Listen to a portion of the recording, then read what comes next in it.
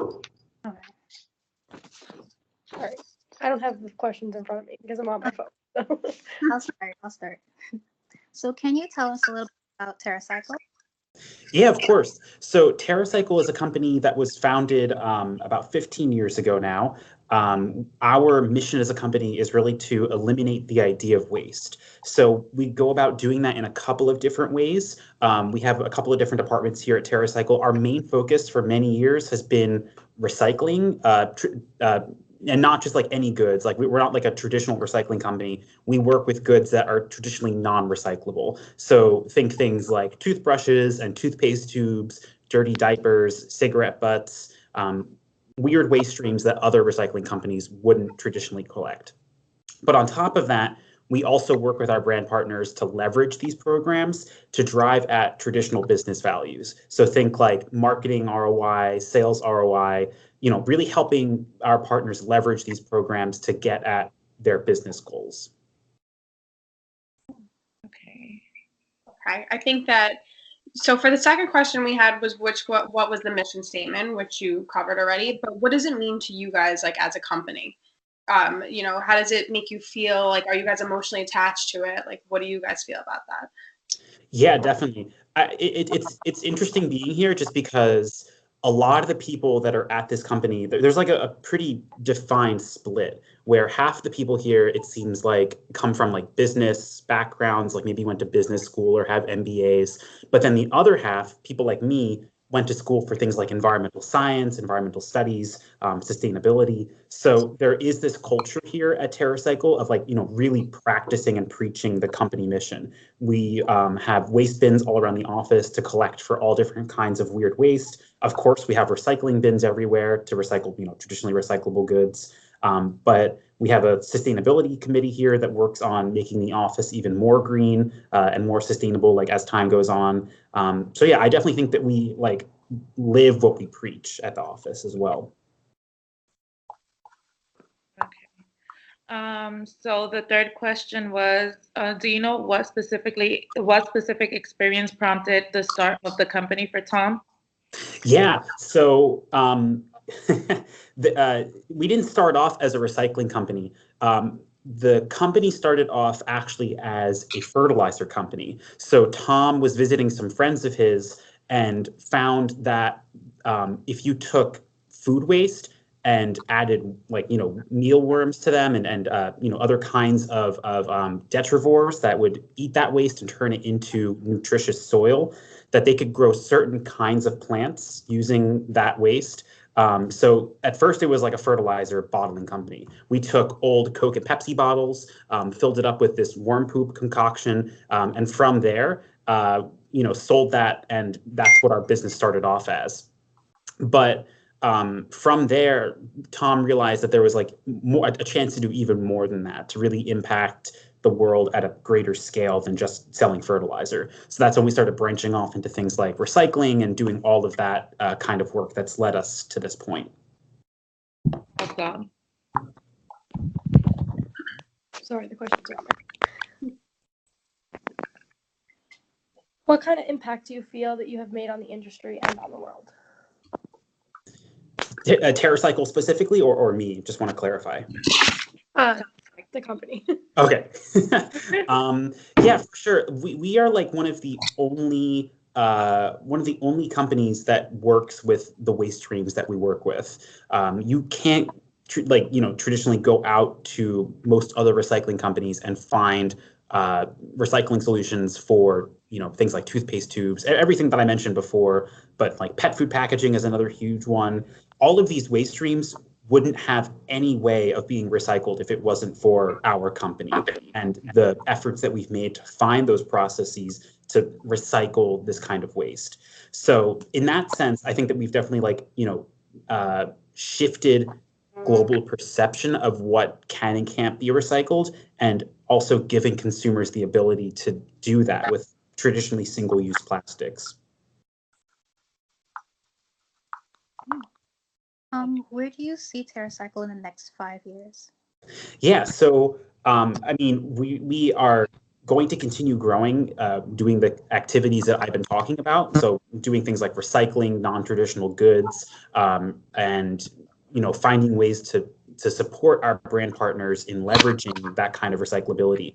But on top of that, we also have a very exciting project that's going to be launching this coming January. It's a little bit under wraps right now, so I can't talk about it too much. But the basic idea is that, TerraCycle, as I said, our motto, our mission statement is to eliminate the idea of waste. And right now, what we do, we realize that recycling is kind of a Band-Aid for that mission, that you can't eliminate all single-use plastics if it's going to continue to be produced, and there's no real way to recycle everything that gets produced. So from that, we've decided that it will be there's a need for durable packaging solutions and for finding ways to make packaging durable and reusable. And that's where our focus has been and where the company is going to be going in the next 5 years. I have a question. So Yeah. on the company website, it says that clients present us with challenges and we develop profitable and scalable solutions. So what was one of the biggest challenges that a company has presented you guys with? What do you think about that? Sorry, my dog's crazy. It's okay. I think that, every waste stream presents a unique challenge. I think just for full context and to be perfectly transparent with you, I've only been with the company for about a year. So of its 15-year journey, I've only been able to see the past 12 months of it.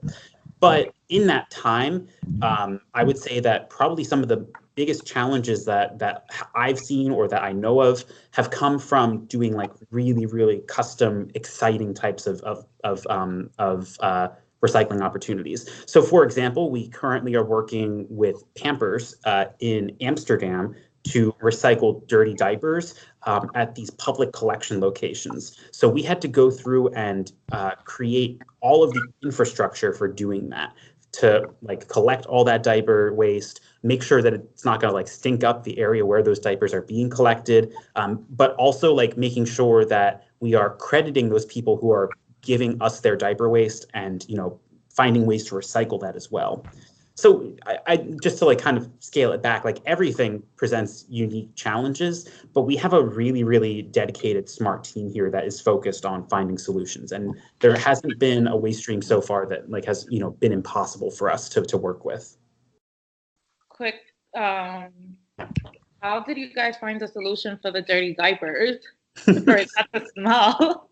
Yeah, so in terms of storage, I don't know the exact specifications of what went into the storage bin, but we have this really, really awesome bin that if you Google TerraCycle diaper recycling, you'll find it come up on Google, but it's closed, so you will never be able to smell it. It's chambered, so whenever someone deposits diapers in there, it doesn't open up that chamber until they walk away, basically.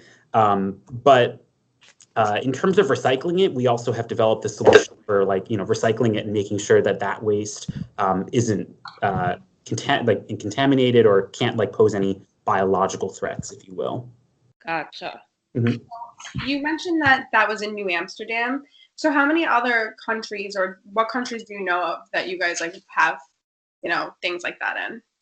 We're active in 21 different countries around the globe, on every continent except Antarctica, and we have 9 offices around the world.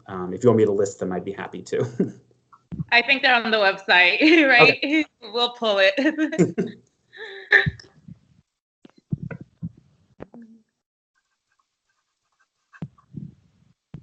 Marcy, are you next? Who's going next? How do you promote your business through social media? Sorry, I couldn't hear that. My bad.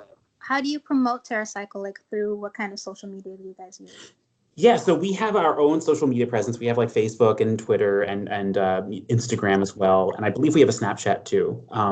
But on top of that, we also create content for our partners to use. So not just like advertising our programs through our own social media, but we also give our brand partners the ability to do so on their social media as well. And that way, we get even more reach than we could get just as like a single company.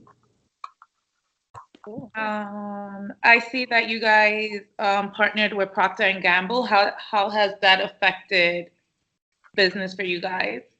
Yeah, so Procter and Gamble is probably one of our biggest and strongest partnerships that we have at TerraCycle. We work with them in a variety of different recycling solutions and not just recycling programs for like non-recyclable waste, but one of the biggest things that we did last year that got like a lot of press was creating shampoo bottles for Head and Shoulders made out of recycled beach plastics. So as like a partner, they've been really amazing to work with just because they're open to new ideas, open to taking risks and trying new things. And that trend has continued with this new program that I was talking about before with durable packaging. So when that launches, there will be some products from Procter and Gamble that will be included in that as well. Okay. How specifically does your company educate communities, schools, individuals, and other businesses on recycling? So when we partner with brands on the recycling programs that we work on, one of the things that we do automatically is create resources that people in those communities can use to advertise the recyclability of that particular waste stream. But on top of that, we also have gone out and done educational seminars at colleges. Our CEO, Tom, I believe, does talks at universities around the New Jersey, New York area, and also have done like, community days. Some of our like top executives will go out to our brand partners and do like lunch and learn type of things. So we definitely interact with the community and like get them thinking about recycling in a variety of different ways.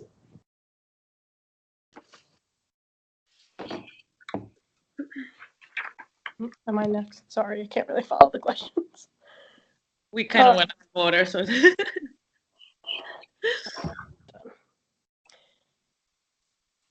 What would you say is the most difficult recyclable waste your company deals with? What would be the It's kind of like what I said before, that like there really isn't any particular waste stream that I think is more difficult than others. Just because we've found the solutions for most of the waste streams. I guess another way to answer this is that, and this is something that I'll talk with clients about, is just that it comes down to the economics of recycling waste. So I don't know like how granular you want me to get on this, but when it comes to what makes something recyclable versus not recyclable, it very often doesn't have anything to do with like our technical ability to break down that waste stream.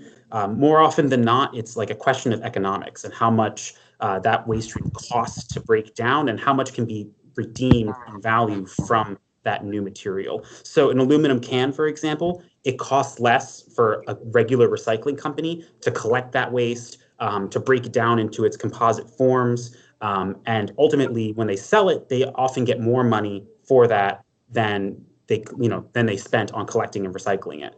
But the waste streams that we work with don't follow that same pattern. They cost more to recycle and collect than any value can be redeemed. So some materials are more expensive to recycle, but not necessarily more difficult for us to recycle.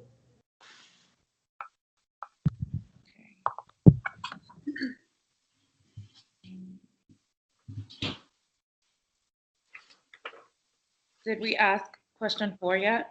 We didn't 4, 5, 9, or 13. Okay.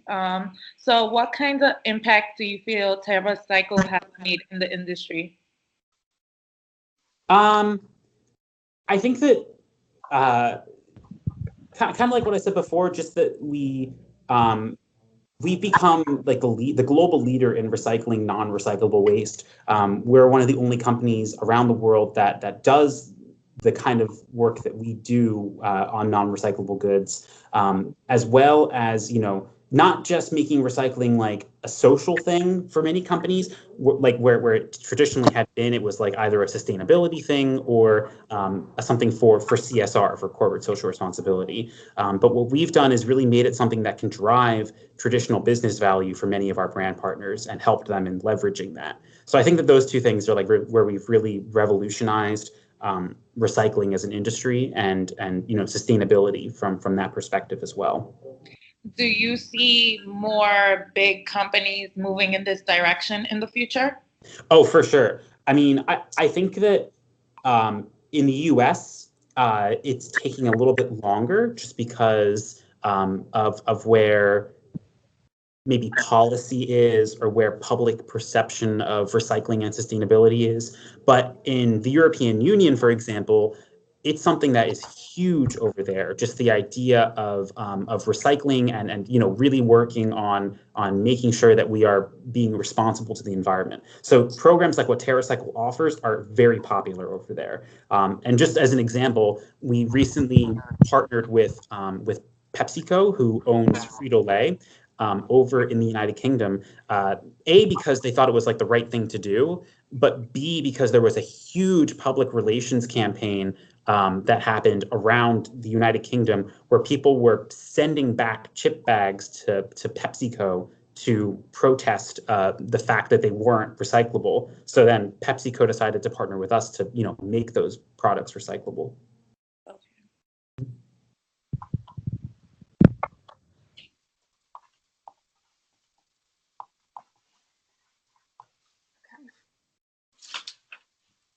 All right, I think we have 2 more questions left. Sure. So, is there a time that stands out for you? I know you've been there for only a year, but is there a time that stands out that where you guys have made like a really high point moment or a peak experience where you guys felt the most effective, alive, engaged, or passionate? If you're unable to answer that because you haven't been there long enough, that's completely understandable. But I don't know if you know of anything that's happened prior to you being there, Yeah, I mean, I think, well, for the company in particular, a really like big inflection point on our journey was the launch of that recycled shampoo bottle that I was talking about before with Procter and Gamble that was made out of recycled beach plastic. That got a ton of press coverage just because it was so new and so unique for really anything. Like, there really aren't that many products or any products that have been manufactured using beach plastic. So that got us like a lot of coverage. It got Procter and Gamble a lot of coverage. But on top of that, other companies started like noticing and saying, "Wow, we want to do something that's unique and exciting like that. We want to like work on creating recycled goods with TerraCycle." So from that, we got a lot of inbound requests for partnership opportunities and things like that. So I would say that just in terms of like, impact on our company, that was something that was pretty huge for us. Oh.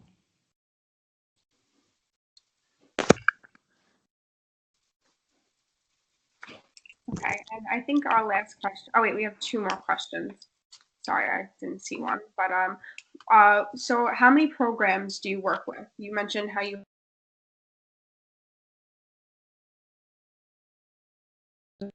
Could you like give me a number? Sorry, you all froze for a second. Do you know like how many off the top of your head people you've partnered with and partner connections you have? It's in the hundreds. We have. I mean, it varies depending on where we are in the talking about in the world. In the United States, we have. I don't know off the top of my head like the exact number, but we have a ton of free recycling programs that you can find on our website. But we also work with companies to do like back of house freight recycling. We work with companies to do in-store recycling of different kinds of goods. So if you've ever been to like a Kiehl's or a L'Occitane, we work with them to recycle cosmetic packaging in their stores. So I don't know how many, but it's up there, quite a few.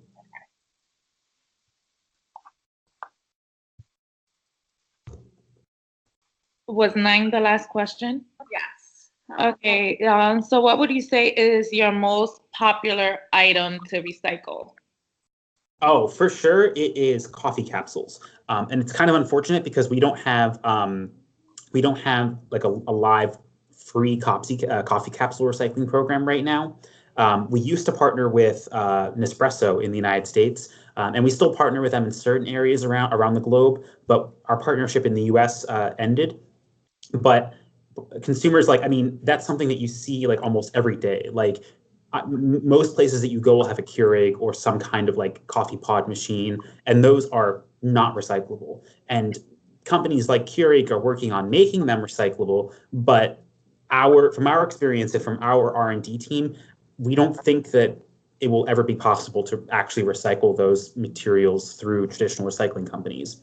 So for that reason, and for the fact that like they're so prevalent and there's so many of them that are used every single day, that's definitely one of the most popular waste streams that we work with. Okay.